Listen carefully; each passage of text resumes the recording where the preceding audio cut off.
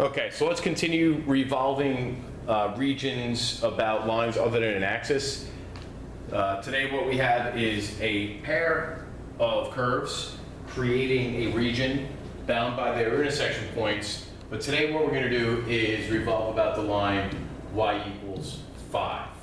Okay, so let's put some double arrows on this thing, and here is our line of revolution.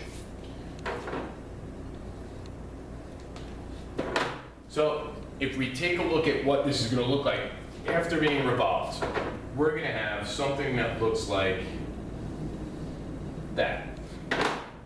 So a little Pac-Man looking guy. Our line of revolution here is horizontal. So if we were to draw a representative rectangle, rather a representative cylinder, we would have something that looks like this. And it's going to be helpful to visualize this so we can determine a procedure to move forward.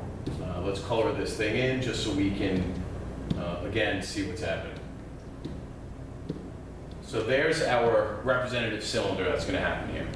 And by doing this, we could recognize that we are going to have an outer radius and we're going to have an inner radius, which means we're going to be using the washer method to carve out the inside of that Pac-Man's mouth here. So we're going to have outer radius squared minus inner radius squared.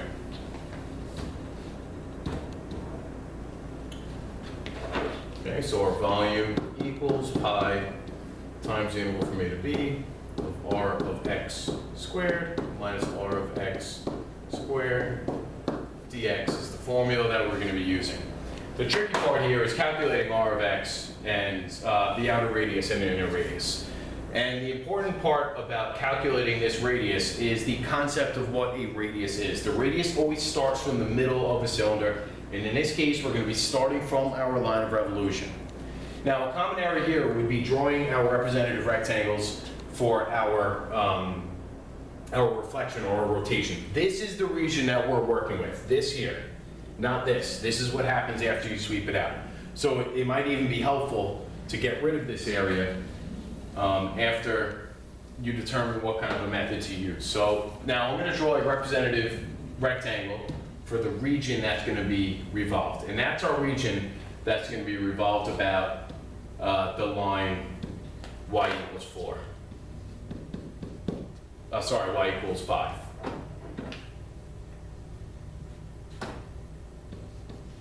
Now, it's helpful to have this because we can recognize a width of delta x. A width of delta x tells us that we need x limits of integration.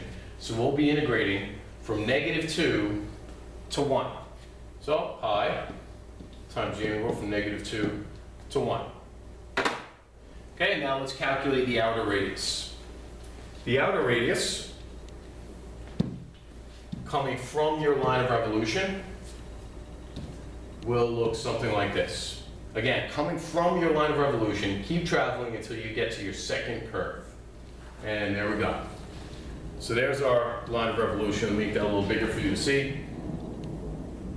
So there's our outer radius. So now let's see what kind of a distance do we have here. We know that this entire rectangle here, and I'll make that green, is 5. Well, because this is the axis, remember we can only remember from an axis. And if we measure from the axis up to this line, this is y equals 5. So I know that whole region is 5. So I'm going to take this whole thing and I want to subtract that. But what is this region here?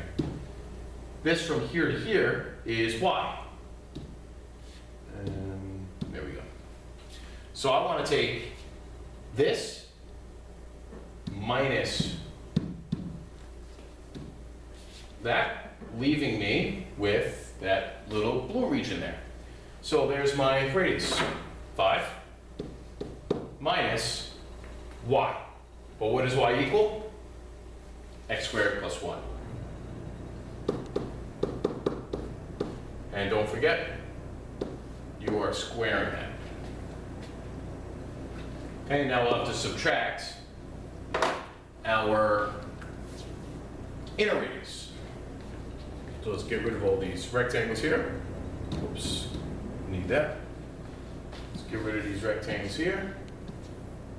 And now let's focus on an inner radius. Our inner radius again comes from your line of revolution. So we're going to have, let me just redraw these rectangles.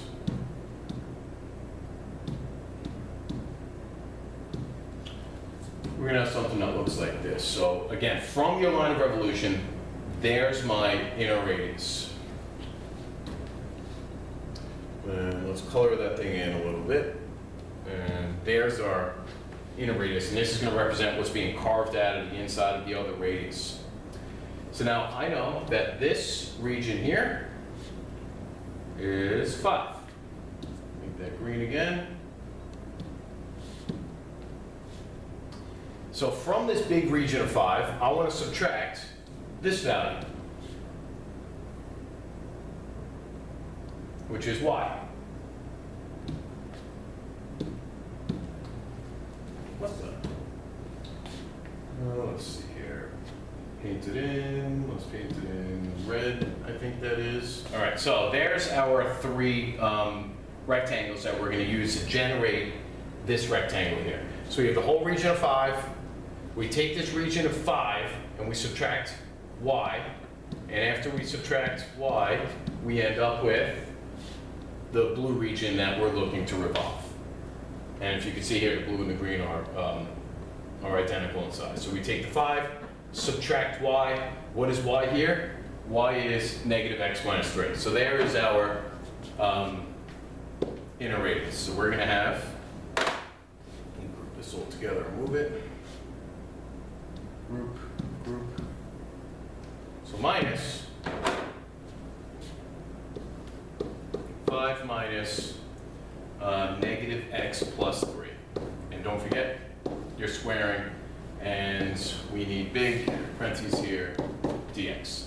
So now, when you look at it as a whole, it does look a little daunting, but if you just take it back one step at a time, what you're doing is first you're calculating your initial representative rectangle. That will tell you whether you have an x value or a y value for your limits of integration. Then you're drawing your representative rectangle from your axis, and just remember you can only measure from an axis. So this line here is a constant value, which is 5, and from that value of 5 we want to subtract y. And what does y equal? Whatever the equation is.